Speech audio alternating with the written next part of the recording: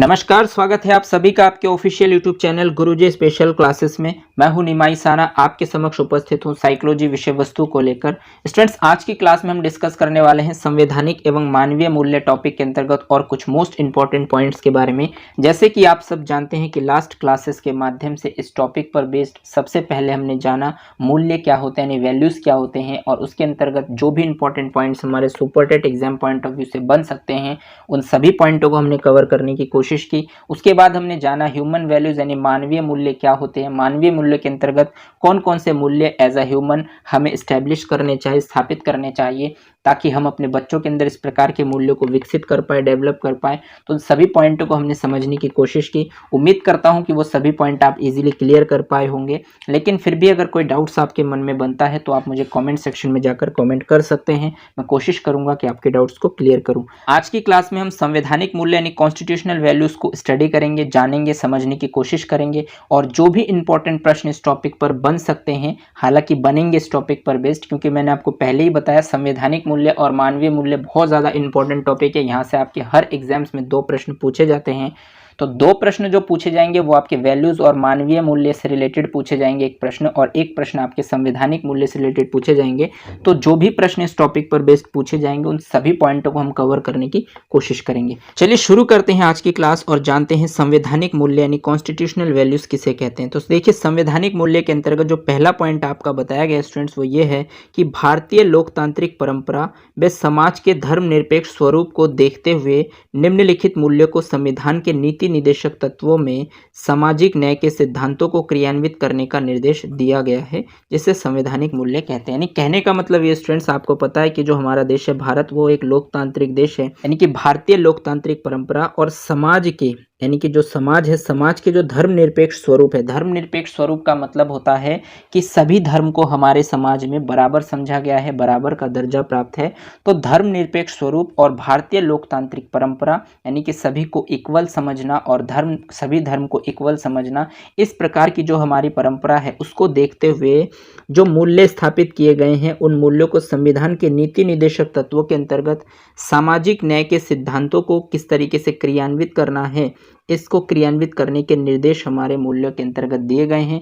उस मूल्य को ही हम संवैधानिक मूल्य कहते हैं। यानी कि भारत एक लोकतांत्रिक परंपरा है और समाज के धर्मनिरपेक्ष स्वरूप को ध्यान में रखते हुए संविधान के जो नीति निदेशक तत्व है और जो सामाजिक न्याय के सिद्धांत है, इसको किस तरीके से क्रियान्वित करना है, किस तरीके से संचालित करना है, इसके निर्देश आपको जो बताए गए हैं उसको ही हम संवैधानिक मूल्य कहते हैं। उम्मीद करता हूं कि आप मेरी बातों को समझ पा रहे हैं और संवैधानिक मूल्य को भी इजीली क्लियर कर पाए होंगे। चलिए आगे बढ़ते हैं और देखते हैं नेक्स्ट पॉइंट आपसे क्या कहता है। तो नेक्स्ट पॉइंट आपसे कहता है स्टूडेंट्स कि दुनिया का प्रत्येक संविधान कुछ आदर्शों एवं सिद्धांतों पर टिका होता है, इसे ही संवैधानिक मूल्य कहते हैं। कहने का मतलब ये है कि जो दुनिया है इसमें प्रत्येक देश में एक संविधान होता है। जो भी देश आपके विकसित या फिर विकासशील या फिर संगठित जिसको हम कहते हैं, अगर कोई देश आपका संगठित है तो उसका अपना कोई ना कोई संविधान अवश्य है। तो प्रत्येक संविधान में कुछ ना कुछ आदर्श होते हैं, यानी कि कुछ उसके आइडियल होते हैं और उसके कुछ सिद्धांत होते हैं, कुछ उसमें नियम होते हैं, जिस पर प्रत्येक देश का जो संविधान है वो टिका हुआ होता है। और जो भी आदर्श और सिद्धांत उस संविधान में होते हैं, उसी को ही, उन्हीं आदर्श और नियमों को ही हम संवैधानिक मूल्य कहते हैं। फॉर एग्जाम्पल के लिए अगर मैं बात करूं तो पहला पॉइंट आता है आपका स्टूडेंट संप्रभुता। यानी संप्रभुता क्या होता है? तो संप्रभुता शब्द का अर्थ होता है कि कोई देश अपने आंतरिक और बाहरी मूल्य में पूर्ण रूप से स्वतंत्र है और किसी विदेशी सत्ता के अधीन नहीं है। मतलब यह है कि वह देश अपनी नीतियों को बनाने तथा उन्हें लागू करने पर पूरी तरह से स्वतंत्र है। यानी कि कोई भी देश जो अपनी नीतियों को स्वयं बना सकता है और स्वयं लागू कर सकता है, इसके लिए वो स्वतंत्र होता है, उसी को ही हम संप्रभुता कहते हैं। किसी दूसरे देश कि उसके आंतरिक तथा बाहरी मामलों में कोई हस्तक्षेप नहीं होते। यानी कहने का मतलब ये स्टूडेंट्स कि संप्रभुता शब्द का अर्थ होता है प्रत्येक देश का अपना एक नियम होता है, अपनी एक नीतियां होती है, जिसको वो जब चाहे उसको बना सकता है और उसको लागू कर सकता है। इसे दूसरे देश का इसमें कोई हस्तक्षेप नहीं होता है, इसको हम संप्रभुता कहते हैं। तो ये जो संप्रभुता है ये भी आपके संवैधानिक मूल्य के अंतर्गत आते हैं। इसके बाद नेक्स्ट पॉइंट आपका बनता है स्टूडेंट्स बंधुत्वता, यानी बंधुत्वता का मतलब ये होता है कि आप जो भी कार्य करते हैं वो सब एक साथ बैठकर कर सकते हैं, और इसके अंतर्गत आप खाना पीना भी करते हैं, मतलब एक भाईचारे वाली जो भावना है वो आपके बंधुत्वता के अंतर्गत आते हैं, और ये भी एक संवैधानिक मूल्य के अंतर्गत बनते हैं। इसके बाद बनता है नेक्स्ट आपका समाजवाद, यानी समाजवाद का मतलब आप समझ सकते हैं समाज को लेकर किस तरीके से समाज को आगे विकसित करना है, सभी को एक साथ लेकर समाज को आगे बढ़ाना है, इस प्रकार की जो विचारधारा है ये भी आपके संवैधानिक मूल्य के अंतर्गत आते हैं। इसके बाद नेक्स्ट पॉइंट आपका बनता है स्टूडेंट सहिष्णुता, यानी सहिष्णुता का मतलब होता है सहन करना, यानी सहन करने की प्रवृत्ति होना, किसी भी कंडीशंस को इजी वे में एडजस्ट करना, सहन करना, इसे हम सहिष्णुता के अंतर्गत रखते हैं, जो कि एक संवैधानिक मूल्य का एक पार्ट होता है। इसके बाद नेक्स्ट आपका बनता है धर्मनिरपेक्षता। धर्मनिरपेक्षता का मतलब आप पहले से ही जानते हैं कि सभी धर्म को बराबर समझना, सभी धर्म को बराबर का दर्जा प्राप्त होना, ये आपके धर्मनिरपेक्षता के अंतर्गत आते हैं। इसके बाद एक पॉइंट आता है आपका स्टूडेंट्स न्याय, यानी कि न्याय का मतलब जो सत्य है उसकी विजय होनी चाहिए, उसका न्याय होना चाहिए, किसी के साथ दुर्व्यवहार या किसी के साथ अन्याय नहीं होना चाहिए, जो पीड़ित पक्ष है उसके साथ न्याय होनी चाहिए। तो इस प्रकार की गतिविधियां जो सही है जो गलत है इसके बारे में सही विचार करना न्याय के अंतर्गत आता है। इसके बाद एक पॉइंट आता है स्टूडेंट्स प्रजातंत्र। प्रजातंत्र का मतलब ये होता है सबको अपनी बात को रखने का दर्जा प्राप्त होना, यानी कि सबको बराबर समझना, एक समान समझना, किसी को कोई भी दिक्कत हो, कोई भी प्रॉब्लम हो तो अपनी बात को रख पाए, इस प्रकार के जो सिस्टम होते हैं उसको हम प्रजातंत्र के अंतर्गत रखते हैं, जो कि एक संवैधानिक मूल्य का पार्ट होता है। इसके अंतर्गत नेक्स्ट पॉइंट और लास्ट पॉइंट बनता है स्टूडेंट्स अस्पृश्यता का अंत, यानी अस्पृश्यता का अंत का मतलब ये है कि पहले के समाज में आपको पता है स्पर्शता को लेकर, मतलब एक तरीके से छुआछूत को लेकर जो है गलत गलत धारणाएं, विचारधाराएं बनाए गए थे, जो दूसरे लोगों को नीचा दिखाने की कोशिश की जाती थी। तो इस प्रकार के जो सिस्टम को समाप्त किया गया और अस्पृश्यता का अंत किया गया, यानी कि इनसे कुछ नहीं होता, ये सब चीजें जो है आपकी मनगढ़ंत बातें हैं जिनको आप धारण करते हैं, पूर्वाग्रह अपने मन में रखते हैं, तो इन सभी चीजों को अंत किया गया, इन सभी चीजों का अंत किया गया, इनको समाप्त किया गया, जो कि आपके एक संवैधानिक मूल्य के अंतर्गत आते हैं। तो दुनिया का प्रत्येक संविधान, यानी कि जिस भी देश में आप जाएंगे, जो भी विकसित विकासशील देश है, जो भी संगठित देश है, उसका अपना एक संविधान होता है, और उस संविधान में कुछ उसके आदर्श होते हैं, कुछ उसके सिद्धांत होते हैं, कुछ नियम होते हैं जिस पर वो देश का संविधान टिका हुआ होता है, और उन्हीं आदर्श और सिद्धांतों को हम संवैधानिक मूल्य के अंतर्गत रखते हैं। और संवैधानिक मूल्य के अंतर्गत जो भी पॉइंट्स बनते हैं, जैसे आपका संप्रभुता, ये भी एक संवैधानिक मूल्य है, बंधुत्वता ये भी एक संवैधानिक मूल्य है, समाजवाद, सहिष्णुता, धर्मनिरपेक्षता, न्याय, प्रजातंत्र, अस्पृश्यता का अंत, ये सभी आपके संवैधानिक मूल्य है जिनको आपके संविधान में स्थापित किया गया है, ताकि आप इन सभी चीज़ों के बारे में जानकारी रखें और आप सबके साथ संप्रभुता के गुण के साथ व्यवहार करें, बंधुत्वता के गुण के साथ, समाजवाद, सहिष्णुता, धर्मनिरपेक्षता, न्याय, प्रजातंत्र, अस्पृश्यता के अंत, इस प्रकार के मूल्यों के साथ आप दूसरों के साथ व्यवहार करें, इस प्रकार की विचारधाराओं को आप अपने मन में स्थापित करें, ताकि आप अपने साथ साथ दूसरों का भी विकास कर सके और आप अपने बच्चों का सही तरीके से विकास कर पाए और उनको देश के विकास में अपना योगदान दे पाए, अपने राष्ट्र का निर्माण कर पाए। ये सभी गतिविधियां आपके संवैधानिक मूल्य के अंतर्गत रखे गए हैं। उम्मीद करता हूं कि आप मेरी बातों को समझ पा रहे हैं और इन सभी पॉइंटों को इजीली क्लियर कर पाए होंगे। चलिए आगे बढ़ते हैं और देखते हैं नेक्स्ट पॉइंट आपसे क्या कहता है। तो नेक्स्ट पॉइंट आपसे कहता है स्टूडेंट, संवैधानिक मूल्य के अंतर्गत भारत के नागरिकों को कुछ मूलभूत अधिकार प्राप्त है जिन्हें मौलिक अधिकार कहते हैं। कि स्टूडेंट थोड़ा सा टाइपिंग एरर है, इसे हम कहेंगे मौलिक अधिकार। तो संवैधानिक मूल्य के अंतर्गत, यानी कि जो हमारे देश के संवैधानिक मूल्य है, इसके अंतर्गत भारत के जो भी नागरिक हैं उनको कुछ मूलभूत अधिकार प्राप्त है, यानी कि उनको कुछ मूलभूत अधिकार प्रदान किए गए हैं जिनको हम मौलिक अधिकार के अंतर्गत रखते हैं, यानी कि जिनको हम मौलिक अधिकार कहते हैं। और इन मौलिक अधिकारों के बारे में आपके पास जानकारी होना बहुत ज़्यादा ज़रूरी है, क्योंकि संवैधानिक मूल्य के अंतर्गत जो भी मौलिक अधिकार आपको प्रदान किए गए हैं, इनसे रिलेटेड आपके एग्जाम्स में प्रश्न डेफिनेटली बनते हैं। तो संवैधानिक मूल्य के अंतर्गत जो भी मौलिक अधिकार भारत के नागरिकों को प्रदान किए गए हैं, इसके बारे में भी आपके पास जानकारी होना बहुत ज़्यादा ज़रूरी है, क्योंकि यहाँ से आपके एग्जाम्स में सीधे सीधे प्रश्न देखने को मिलते हैं। तो इसके अंतर्गत सबसे पहले स्टूडेंट्स हम डिस्कस करेंगे मौलिक अधिकार यानी फंडामेंटल राइट्स के बारे में। फंडामेंटल राइट्स क्या होते हैं, कितने हैं, उनकी संख्या वर्तमान में कितनी है, पहले कितनी थी और कौन कौन से हैं, ये बहुत ज़्यादा इंपॉर्टेंट है। क्योंकि आपका जो ये टॉपिक है स्टूडेंट संवैधानिक मूल्य और मानवीय मूल्य, इसके अंतर्गत आप पूरे कॉन्स्टिट्यूशंस को नहीं पढ़ेंगे, ना ही आपको पूरा पढ़ना है, क्योंकि वहाँ से सीधे सीधे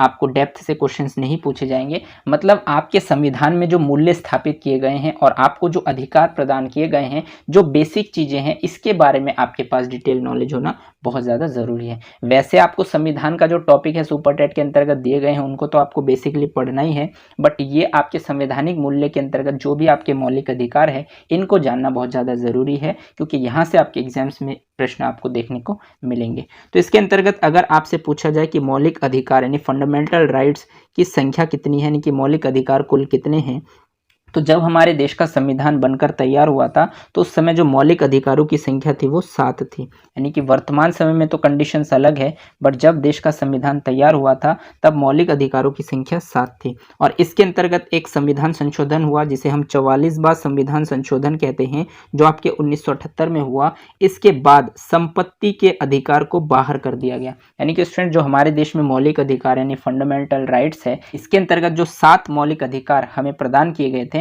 उसमें एक अधिकार था संपत्ति का अधिकार, जिसे 44वां संविधान संशोधन 1978 में। यहां से आपसे क्वेश्चंस बन सकता है कि 44वां संविधान संशोधन कब हुआ था, तो वो हुआ था आपके 1978 में। और ये प्रश्न बन सकता है कि 44वें संविधान संशोधन 1978 के बाद कौन से अधिकार को मौलिक अधिकार की कैटेगरी से हटा दिया गया है या बाहर कर दिया गया है, तो वो आपके है संपत्ति के अधिकार को मौलिक अधिकार की कैटेगरी से हटा दिया गया है, यानी बाहर कर दिया गया है। इसके अंतर्गत जो नेक्स्ट पॉइंट आपका बनता है स्टूडेंट्स वो ये है कि संपत्ति का अधिकार अब सिर्फ विधिक अधिकार के अंतर्गत आता है जिसका वर्णन अनुच्छेद 300A में है। यानी कहने का मतलब ये स्टूडेंट्स कि जो 44वें संविधान संशोधन के अंतर्गत संपत्ति के अधिकार को मौलिक अधिकार से हटाया गया है, उस संपत्ति के अधिकार को अब किस अधिकार के नाम से जाना जाता है, तो उसको अब जाना जाता है विधिक अधिकार के नाम से। यानी संपत्ति के अधिकार को अब कहा जाता है विधिक अधिकार, और इसका जो वर्णन किया गया है वो आपके अनुच्छेद 300A के अंतर्गत किए गए हैं। यानी कि जो मौलिक अधिकार के अंतर्गत जो संपत्ति का अधिकार रखा गया था उसको जो मौलिक अधिकार की कैटेगरी से हटा दिया गया है,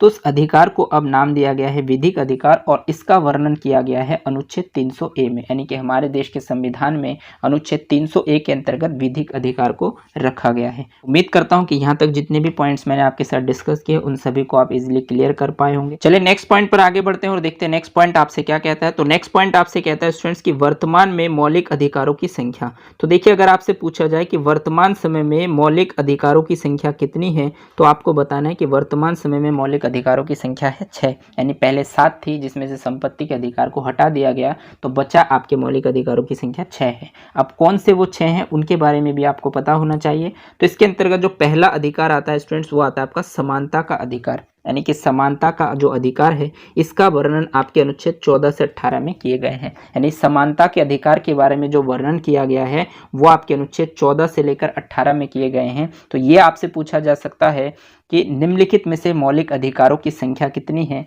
वर्तमान समय में, तो उनकी संख्या तो 6 है। अब इसमें जो पहला आता है वो आता है आपका समानता का अधिकार, जिसका वर्णन अनुच्छेद 14 से 18 में किए गए हैं। इसके बाद आता है दूसरा आपका होता है स्वतंत्रता का अधिकार। यानी स्वतंत्रता का जो अधिकार है उसका वर्णन आपके अनुच्छेद 19 से 22 में किए गए हैं। यानी कि अनुच्छेद 19, 20, 21, 22 इन 4 अनुच्छेद में आपके स्वतंत्रता के अधिकार पर बात की गई है। इसके बाद आता है नेक्स्ट आपका स्टूडेंट शोषण के विरुद्ध अधिकार। यानी शोषण के विरुद्ध जो अधिकार है इसका वर्णन आपके अनुच्छेद 23 और 24 में की गई है। यानी कि अनुच्छेद 23 और 24 में शोषण के विरुद्ध अधिकार की बात की गई है। इसके बाद आता है स्टूडेंट्स नेक्स्ट आपका धार्मिक स्वतंत्रता का अधिकार। यानी धार्मिक स्वतंत्रता का जो अधिकार है, यानी धर्म को लेकर जो आपको आज़ादी है, स्वतंत्रता है, तो इसका वर्णन किया गया है आपके अनुच्छेद 25 से 28 में। यानी कि 25, 26, 27 और 28 में धर्म को लेकर स्वतंत्रता का अधिकार आपको प्राप्त है। यानी कि धर्म को लेकर आप किसी भी धर्म को अपना सकते हैं और किसी भी धर्म का त्याग कर सकते हैं। इसको लेकर आपको धर्म को लेकर स्वतंत्रता है, आपको आज़ादी है, आप किसी भी धर्म को अपना सकते हैं। इसके बारे में वर्णन आपके अनुच्छेद 25 से 28 में की गई है। इसके बाद आता है नेक्स्ट आपका स्टूडेंट संस्कृति व शिक्षा संबंधी अधिकार। यानी कि आपकी संस्कृति और शिक्षा संबंधी जो अधिकार आपको प्रदान किए गए हैं वो किए गए हैं आपके अनुच्छेद 29 से 30 में। यानी कि अनुच्छेद 29 और 30 इन 2 अनुच्छेद में आपको संस्कृति एवं शिक्षा संबंधी अधिकार प्रदान किए गए हैं। इसके अंतर्गत नेक्स्ट जो आपका अधिकार है स्टूडेंट्स वो आपका छठा अधिकार जो मौलिक अधिकार के अंतर्गत आता है, जिसे हम कहते हैं संवैधानिक उपचारों का अधिकार। यानी संवैधानिक उपचारों का जो अधिकार है इसका वर्णन आपके अनुच्छेद 32 में किए गए हैं। और ये जो अनुच्छेद है स्टूडेंट्स, इसके बिना संविधान अधूरा मानते हैं आपके डॉक्टर भीमराव अंबेडकर जी, यानी कि जिनको हम संविधान का जनक मानते हैं, जिनको संविधान का जनक माना जाता है, भारत के संविधान का जो जनक है, पिता है, वो आपके डॉक्टर भीमराव अंबेडकर जी है। और उनके अनुसार जो हमारा संविधान है वो अधूरा है। और वो कौन से अनुच्छेद के बारे में विशेष रूप से बल देते हैं, तो वो है आपके अनुच्छेद 32। यानी भीमराव अंबेडकर जी के अनुसार भारत का संविधान अधूरा है अगर उसमें अनुच्छेद 32 नहीं होता, जिसमें आपको संवैधानिक उपचारों के अधिकार पर बात की गई है। उम्मीद करता हूं कि ये जो मौलिक अधिकार है स्टूडेंट्स, ये आपके लिए बहुत ज़्यादा इंपॉर्टेंट है। इनको आपको बहुत अच्छे से ध्यान रखने की आवश्यकता है, क्योंकि यहाँ से आपके एग्जाम्स में सीधे सीधे प्रश्न देखने को मिलेंगे। आपसे सीधा सीधा प्रश्न पूछा जा सकता है कि भारतीय संविधान के अनुसार कितने मूल अधिकार है या कितने मौलिक अधिकार प्राप्त है। तो इसमें पहले जो है वो 7 मौलिक अधिकार थे, जिसके अंतर्गत संपत्ति के अधिकार को हटा दिया गया। वो आपके 44वें संविधान संशोधन 1978 के अंतर्गत संपत्ति के अधिकार को हटा दिया गया और उसका वर्णन आपके अनुच्छेद 300A में किया गया है, जिसको हम वर्तमान समय में विधिक अधिकार के नाम से जानते हैं। और जो संपत्ति के अधिकार को हटाने के बाद जो आपके अधिकारों की संख्या बची है, मौलिक अधिकारों की संख्या, उनकी संख्या है 6। और ये 6 के 6 अधिकार आपको अच्छे से ध्यान होने चाहिए। यहाँ से आपसे सीधा सीधा प्रश्न पूछा जाएगा कि जो समानता का अधिकार है इसका वर्णन कौन से अनुच्छेद में है, तो अनुच्छेद 14 से 18 में आपको ऑप्शन देखने को मिलेंगे। हो सकता है कि 14, 15, 16, 17, 18 में से किसी एक अनुच्छेद को आपके सामने रखा जाए और बाकी अनुच्छेद अदर से रखे जाए। तो इसमें आपको ध्यान रखना है कि जो समानता का अधिकार है इसका वर्णन 14 से 18 में है। यहाँ से ऐसे भी प्रश्न बनाए जा सकते हैं स्टूडेंट्स कि जो समानता के अधिकार का वर्णन है वो कितने अनुच्छेदों में का वर्णन किया गया है। तो अनुच्छेद 14 से 18 में है। अगर हम यहाँ से काउंट करें तो 14, 15, 16, 17, 18 यानी कि इनकी संख्या 5 है। तो 5 अनुच्छेदों में समानता के अधिकार से रिलेटेड वर्णन किए गए हैं। तो ये आपको ध्यान रखना है, यानी कि सीधा सीधा समानता के अधिकार का वर्णन 14 से 18 में, स्वतंत्रता का अधिकार का वर्णन अनुच्छेद 19 से 22 में, शोषण के विरुद्ध अधिकार अनुच्छेद 23-24 में। इनकी संख्या भी पूछी जा सकती है कि शोषण के विरुद्ध अधिकार जो हमें प्रदान किए गए हैं इनकी संख्या कितने अनुच्छेदों में इनका वर्णन किया गया है। तो उन अनुच्छेदों की अगर संख्या पूछे तो 23 और 24 यानी कि 2 अनुच्छेदों में इसका वर्णन किया गया है। सीधा सीधा ये भी पूछा जा सकता है कि शोषण के विरुद्ध अधिकार जो हमें प्राप्त है वो कौन से अनुच्छेद में इसका वर्णन है, तो 23 और 24 में या फिर 23 और 24। तो किसी भी तरीके से आपसे एग्जाम्स में प्रश्न बन सकता है। ये मौलिक अधिकार बहुत ज़्यादा इंपॉर्टेंट है, इनको आपको ध्यान रखना है कि वर्तमान समय में मौलिक अधिकारों की संख्या 6 है, कौन कौन से अधिकार है और इसका वर्णन किस किस अनुच्छेद में किए गए हैं। उम्मीद करता हूं कि यहाँ तक जितने भी पॉइंट्स मैंने आपके साथ डिस्कस किए उन सभी पॉइंटों को आपने इजीली क्लियर किया होगा। इसके अंतर्गत स्टूडेंट शिक्षा संबंधी जो भी आपको अधिकार प्राप्त है संविधान के अंतर्गत, उनके बारे में भी मैंने आपको डिटेल में बताया है।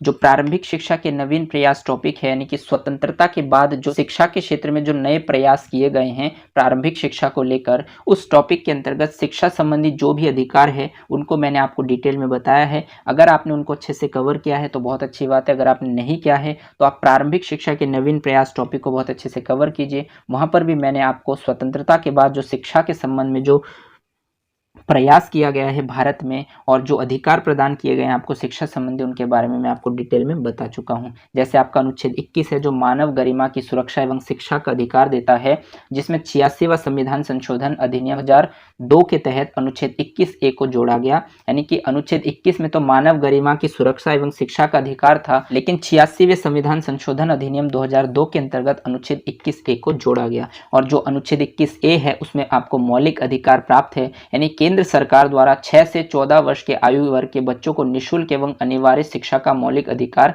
प्रदान किया गया है। यानी कि केंद्र सरकार भारत में 6 से 14 वर्ष के आयु वर्ग के जितने भी बच्चे हैं उनके लिए निःशुल्क एवं अनिवार्य शिक्षा का मौलिक अधिकार देता है, इसके बारे में वर्णन किया गया है। उसके बाद अनुच्छेद 45 है जिसमें राज्य के नीति निदेशक तत्व के बारे में डिस्कस किया गया है। राज्य के नीति निदेशक तत्व के रूप में प्रत्येक राज्य 6 से 14 वर्ष के आयु वर्ग के बच्चों को निःशुल्क एवं अनिवार्य शिक्षा का प्रावधान 10 वर्ष के भीतर करेगा, इसके बारे में बताया गया है आपके राज्य के नीति निदेशक तत्व के अंतर्गत, जिसका वर्णन आपके अनुच्छेद 45 में किया गया है। उसके बाद आता है आपका अनुच्छेद 51A जो मौलिक कर्तव्य देता है, यानी प्रत्येक माता पिता को या अभिभावक को ये मौलिक कर्तव्य दिया जाता है, मौलिक कर्तव्य देता है कि 6 से 14 वर्ष के आयु वर्ग के जो भी बच्चे हैं उनको निःशुल्क एवं अनिवार्य शिक्षा प्राप्त करने का अवसर उनको उपलब्ध कराएंगे।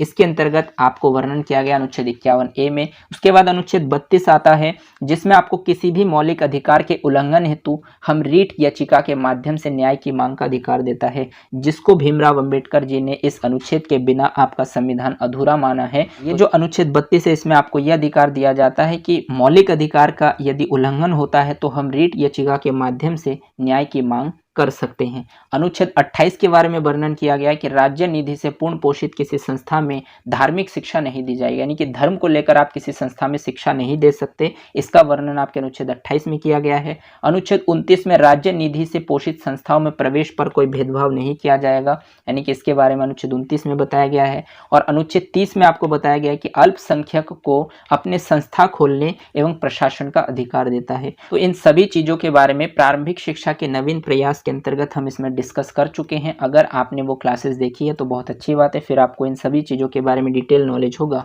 और अगर आपने नहीं देखा है तो आप पहले जाकर उनको देखिए, क्योंकि वहाँ से आपको शिक्षा संबंधी जो भी अधिकार है, जहाँ से आपके एग्जाम्स में प्रश्न बनते हैं, वो सभी पॉइंट आपको वहाँ पर बताए गए हैं। और इसके अलावा आपको ये मौलिक अधिकार अच्छे से ध्यान रखना है, क्योंकि ये आपके लिए बहुत ज़्यादा इंपॉर्टेंट और ये आपके संवैधानिक मूल्य के अंतर्गत आते हैं। संवैधानिक मूल्य के अंतर्गत जो भी प्रश्न पूछे जाएंगे वो इनसे रिलेटेड ही आपके एग्जाम्स में पूछे जाएंगे। उम्मीद करता हूं कि यहाँ तक जितने भी पॉइंट्स मैंने आपके साथ डिस्कस किए उन सभी पॉइंटों को आपने इजीली क्लियर कर पाए होंगे।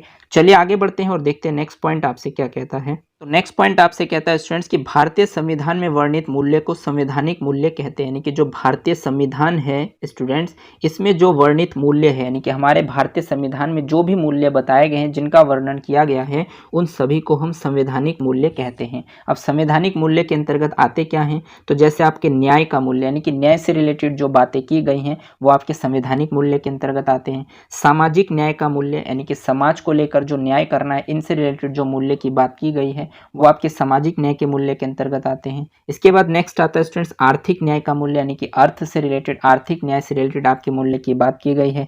राजनीति न्याय का मूल्य, यानी कि राजनीति से रिलेटेड न्याय का मूल्य भी आपसे डिस्कस किया गया है संवैधानिक मूल्य के अंतर्गत। धार्मिक न्याय का मूल्य, यानी कि धर्म के आधार पर क्या सही है क्या गलत है, इसके बारे में आपको मूल्य बताए गए हैं संविधान में। इसके अंतर्गत नेक्स्ट आपका बनता है स्टूडेंट स्वतंत्रता का मूल्य, यानी कि स्वतंत्रता से रिलेटेड आपके जो मूल्य स्थापित किए गए हैं संविधान में, उसके बारे में भी वर्णन किया गया है। और समानता का मूल्य, यानी कि स्टूडेंट थोड़ा सा टाइपिंग एरर है, समानता का मूल्य, समानता के मूल्य को भी आपके संवैधानिक मूल्य के अंतर्गत इसका वर्णन किया गया है। भातृत्व का मूल्य, यानी भातृत्व का मूल्य क्या होता है, इसके बारे में भी आपको संवैधानिक मूल्य के अंतर्गत बताए गए हैं। तो स्टूडेंट्स ये जो भारतीय संविधान के अंतर्गत जो भी आपके मूल्य वर्णित किए गए हैं, जिनको हम संवैधानिक मूल्य कहते हैं, इसके अंतर्गत ये आपके न्याय के मूल्य, सामाजिक न्याय के मूल्य, आर्थिक न्याय के मूल्य, राजनीतिक न्याय के मूल्य, धार्मिक न्याय के मूल्य, स्वतंत्रता का मूल्य, भातृत्व का मूल्य, तो ये सभी मूल्यों के बारे में हम नेक्स्ट क्लास में डिटेल में स्टडी करेंगे, जानेंगे, समझने की कोशिश करेंगे कि न्याय का मूल्य क्या होता है, इसके अंतर्गत कौन कौन सी मुख्य बातों पर विशेष रूप से बल दिया गया है, सामाजिक न्याय का मूल्य क्या होते हैं, इसके अंतर्गत कौन कौन सी बातों पर विशेष रूप से बल दिया गया है। तो इन सभी चीज़ों को जो भी आपके संवैधानिक मूल्य के अंतर्गत आते हैं, इनको हम डिटेल में नेक्स्ट क्लास में स्टडी करेंगे। आज के लिए फिलहाल इतना ही। उम्मीद करता हूँ कि यहाँ तक जितने भी पॉइंट्स मैंने आपके साथ डिस्कस किए संवैधानिक मूल्य के अंतर्गत, वो सभी पॉइंट आपने इजीली क्लियर कर पाए होंगे। लेकिन फिर भी अगर कोई डाउट्स आपके मन में बनता है तो आप मुझे कमेंट सेक्शन में जाकर कमेंट कर सकते हैं। मैं कोशिश करूंगा कि आपके डाउट्स को क्लियर करूं। आज के लिए बस इतना ही। अगर आपको ये क्लास अच्छी लगी हो तो इसे लाइक कीजिए, अपने दोस्तों के साथ शेयर कीजिए, और अगर आपने चैनल को सब्सक्राइब नहीं किया है तो चैनल को सब्सक्राइब कर लीजिए, बेल आइकन को भी प्रेस कर दीजिए, ताकि इसी तरीके के बेनिफिशियल वीडियो जब भी मैं आपके लिए बनाऊँ तो आपको टाइम टू टाइम नोटिफिकेशन मिलते रहें। धन्यवाद। जय हिंद।